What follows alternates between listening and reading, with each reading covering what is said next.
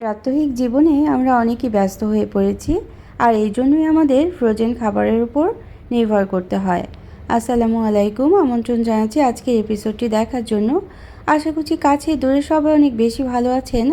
Frozen ফুডের অন্যতম প্রধান একটি আইটেম হচ্ছে চিকেন নাগেট। এই চিকেন নাগেটটা খুবই মজাদার করে কিভাবে তৈরি করবেন সেই রেসিপিটাই শেয়ার করছি। ভিতরটা হবে খুব সুন্দর জুসি এবং উপরের দিকটা হবে দারুণ মুচমুচে। তো রেসিপিটা করার শুরুতে আমি সবার কাছে একটা লাইক চেয়ে নিচ্ছি। একটা লাইক দিয়ে ভিডিওটা দেখা শুরু করবেন এবং সাথে থাকবেন শেষ পর্যন্ত। আশা করছি ভালো লাগবে। কিছু টিপস অ্যান্ড ট্রিক্স সহ রেসিপিটা শেয়ার করব। এখানে আমি 4 পিস পরিমাণ পাউরুটি নিয়ে নিলাম। পাউরুটির ধারগুলো কেটে নেব এবং আলাদা করে রাখবো ব্রেড ক্রাম্ব তৈরি করার জন্য। এবং মাঝখানে সাদা অংশটা আমরা টুকরো করে কেটে একটা মিক্সার জারে নিয়ে গুঁড়ো করে নিতে হবে। তো পাউরুটির পরিমাণ কিন্তু খুব বেশি দেওয়া যাবে না। একটা ব্রেস্ট পিস নিয়েছি একটু বড় সাইজের, এর জন্য আমি 4 পিস পরিমাণ পাউরুটি নিয়ে নিলাম। এর বেশি নিলে কিন্তু খেতে ভালো লাগবে না, এই বিষয়গুলো খেয়াল করতেই হবে। তো এখন চিকেন পিসটাকে আমরা মুছে নিলাম। প্রথমে মুছে নিলে পরে পানি থাকবে না, তখন এটাকে যদি মিক্স করা হয় তাহলে খুব সুন্দর পেস্ট হয়ে যাবে। এবং মিহি পেস্ট করব না, আমরা একটা মিক্সার জারে নিয়ে প্রথমে ছোট ছোট টুকরো করে কেটে নিলাম এবং হালকা গুঁড়ো গুঁড়ো করে এই পেস্টটা তৈরি করে বা কিমাটা তৈরি করে নিতে হবে। কিমাটা কিন্তু একেবারে মিহি পেস্ট করে তৈরি করা যাবে না, চাইলে কিন্তু একটা ছুরি দিয়েও কিমাটা তৈরি করে নিতে পারেন, চপার দিয়ে করে নিতে পারেন। আমি একটা মিক্সার জারে মাত্র একটা প্রেস করেই মিক্সটা করে নেব। খুব বেশি প্রেস করার দরকার নেই, কয়েকবার চাপ দেওয়ার দরকার নেই। দেখলেন তো, এরকম যখন একটু আশ থাকবে সেই রকম পর্যায়ে কিন্তু আমরা এই কিমাটা রেডি করে নেব। খুব কম উপকরণে চিকেন নাগেট তৈরি করে নেওয়া যায়, আমরা জানি। তা এখন এটাকে আমরা একটা মিক্সিং বোলের মধ্যে নিয়ে নেব এবং তারপর অন্যান্য উপকরণ যোগ করব। তো এইভাবে করে যদি এই চিকেন নাগেটটা তৈরি করেন তাহলে ভিতরের দিকটা হবে খুব সুন্দর জুসি। অনেকেরই চিকেন নাগেটটা ভিতরের দিকটা কিন্তু হার্ড হয়ে যায়। তো এই উপকরণগুলো দিলে এবং একটা সিক্রেট উপাদান দিব, এই জন্য কিন্তু ভিতরের দিকটা অনেকটাই জুসি থাকবে। তো এখানে আমরা 1 টেবিল চামচ পরিমাণ আদা রসুনের পেস্ট, আধা চা চামচ পরিমাণ সাদা গোলমরিচের গুঁড়ো, 1 চা চামচ পরিমাণ টমেটো সস, পরিমাণ মতো লবণ এবং সয়া সস 1 টেবিল চামচ পরিমাণ দিয়ে দিলাম। দেখলেন তো, এইমাত্র এই কয়টি উপকরণ দিয়েই খুব মজাদার চিকেন নাগেট তৈরি করে নেওয়া যায়। পাউরুটি গুঁড়োটাও দিয়ে দিলাম। সাদা গোলমরিচের গুঁড়োর পরিবর্তে কিন্তু কালো গোলমরিচের গুঁড়োটাও নিয়ে নিতে পারেন। তো এখন খুব ভালোভাবে হাত দিয়ে মিক্সড করে নিতে হবে। মিক্সটা যত সুন্দর হবে ততই কিন্তু মজাদার চিকেন নাগেটটা পেয়ে যাবেন। তো বাইরের দিকটা কিন্তু খুব সুন্দর ক্রিস্পি হবে আজকের এই চিকেন নাগেটের এবং ভিতরটা হবে জুসি। ভিতরটাকে জুসি করার জন্য আমি 1 পিস পরিমাণ বাটার নিয়ে নেব। আর এখানে বাইন্ডিংয়ের জন্য 1 টেবিল চামচ পরিমাণ কর্নফ্লাওয়ার নিয়ে নিলাম। এটা অপশনাল, নাও নিতে পারেন।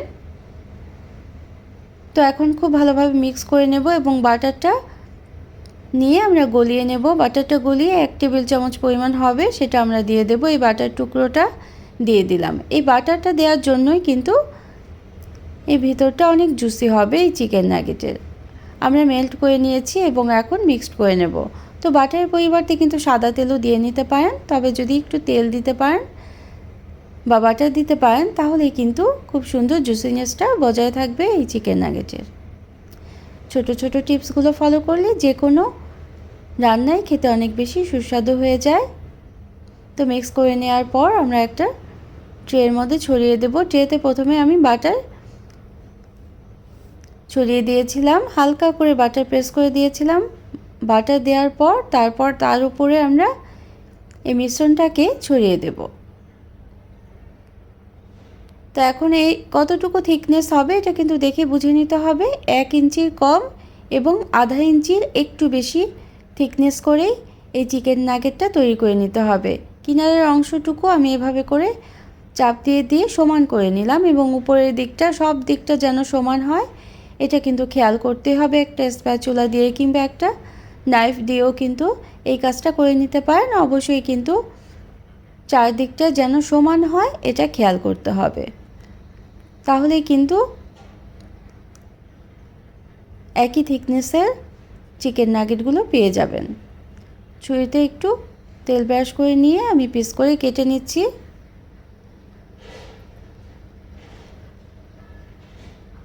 তো এটা দেখে বুঝে নিতে হবে কিভাবে করে কেটে নিচ্ছি। কেটে নেওয়ার পর তারপর আমরা উঠিয়ে শেপটাকে আরেকটু সুন্দর করে দেব। হাত দিয়ে প্রেস করে করে খুব সুন্দর করে সবগুলো নাগেট আমরা তৈরি করে নেব। তো রেসিপিটি এই পর্যন্ত যারা দেখলেন একটা লাইক দিতে ভুলে গিয়েছেন, অবশ্যই কিন্তু একটা লাইক দিয়ে দিতে পারেন এবং প্রয়োজনে কমেন্ট করতে পারেন আর শেয়ার করতে পারেন ফ্রেন্ডস অ্যান্ড ফ্যামিলির সাথে। এখানে একটা ডিম নিয়ে আধা চা চামচ শুকনো মরিচের গুঁড়ো, আধা চা চামচ সাদা গোলমরিচের গুঁড়ো, পরিমাণ মতো লবণ দিয়ে একটা স্প্যাচুলা দিয়ে এভাবে করে নিতে হবে। এটার মধ্যে চুবিয়ে কিন্তু আমরা এই চিকেন নাগেটগুলো রেডি করে নেব। এভাবে করে আমরা চিকেন নাগেট সবগুলো তৈরি করে নিয়েছি হাত দিয়ে।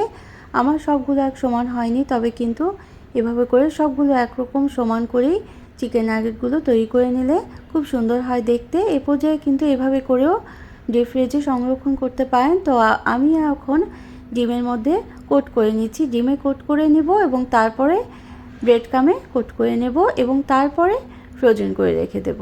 এভাবে করে ফ্রোজেন করে রাখলেই কিন্তু পরে আবার ভেজে খেয়ে নিতে পারবেন। তো আমরা আজকে ডবল কোট করব। ডবল কোট করলে এটা কিন্তু আরও বেশি ক্রিস্পি হয়ে যায়, এটা কিন্তু খেয়াল করতে হবে। তো একবার ডিমের মধ্যে প্রথমে চুবিয়ে দিলাম এবং তারপর আস্তে করে ব্রেড ক্রামের মধ্যে উঠিয়ে দেব।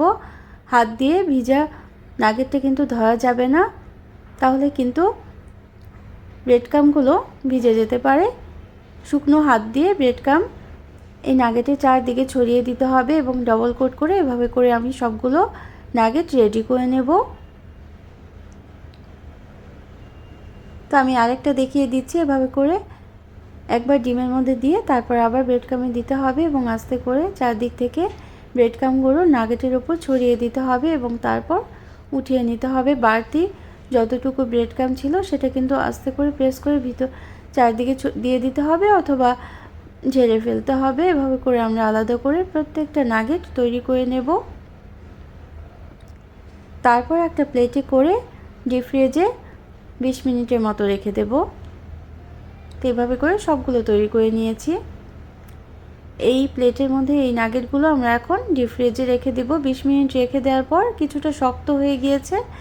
এখন একটা এয়ারটাইট বক্সে করে আমরা উঠিয়ে সংরক্ষণ করব এবং ডিপ ফ্রিজে সংরক্ষণ করতে পারেন। যদি নর্মাল ফ্রিজে সংরক্ষণ করেন তাহলে 2 দিনের মতো রাখতে পারেন এবং ডিপ ফ্রিজে রাখলে কিন্তু প্রায় 1.5 থেকে 2 মাসের মতো রেখে খেয়ে নিতে পারবেন এবং পরে নামিয়ে আধা ঘন্টার মতো বাইরে রেখে তারপর ভেজে নিতে পারবেন। তো আমরা বাকি নাগেটগুলো ভেজে নেব। এই জন্য প্যানে পর্যাপ্ত পরিমাণে তেল দিয়ে দিলাম। তেলটা কিন্তু খুব ভালোভাবে গরম করে নিতে হবে। গরম করে নেওয়ার পর একটা একটা করে নাগেট দিয়ে দিতে হবে এবং নাগেট দেওয়ার পর গ্যাসের ফ্লেমটা কিন্তু একেবারে লো করে দিতে হবে। লো মিডিয়াম আঁচেই নাগেটগুলো ভেজে নিতে হবে, যেহেতু নাগেটের চিকেনটা কিন্তু কাঁচা ছিল আর উপরের ব্রেড ক্রামটা খুব তাড়াতাড়ি কিন্তু কালার চলে আসে এবং তাড়াতাড়ি পুড়ে যায়। আর ভিতরটা যদি কাঁচা থেকে যায় তাহলে খেতে ভালো লাগবে না। এজন্য একটু সময় নিয়ে লো মিডিয়াম আঁচে নাগেটগুলোকে ভেজে নিতে হবে আর অবশ্যই ডুবো তেলে ভেজে নেওয়ার চেষ্টা করবেন। তো যারা প্রথম ভিজিট করছেন তারা চাইলে চ্যানেলটিকে সাবস্ক্রাইব করে বেল বাটন প্রেস করে অল অপশনটা সিলেক্ট করে সাথে থেকে যেতে পারেন। তো আমি এভাবে করে উঠিয়ে নিলাম এবং দেখিয়ে দিচ্ছি ভিতরটা কিন্তু খুব সুন্দর জুসি এবং উপরের দিকটা দারুণ ক্রিস্পি হয়েছে। আমি আওয়াজটা দেখাতে পারলে ভালো লাগতো। তো দেখেন কত ক্রিস্পি হয়েছে চারদিকটা এবং ভিতরটা খুব সুন্দর জুসি হয়েছে। যারা সাথে থাকলেন এতক্ষণ তাদের জন্য রইল অনেক ধন্যবাদ। Thanks for watching. আল্লাহ হাফেজ।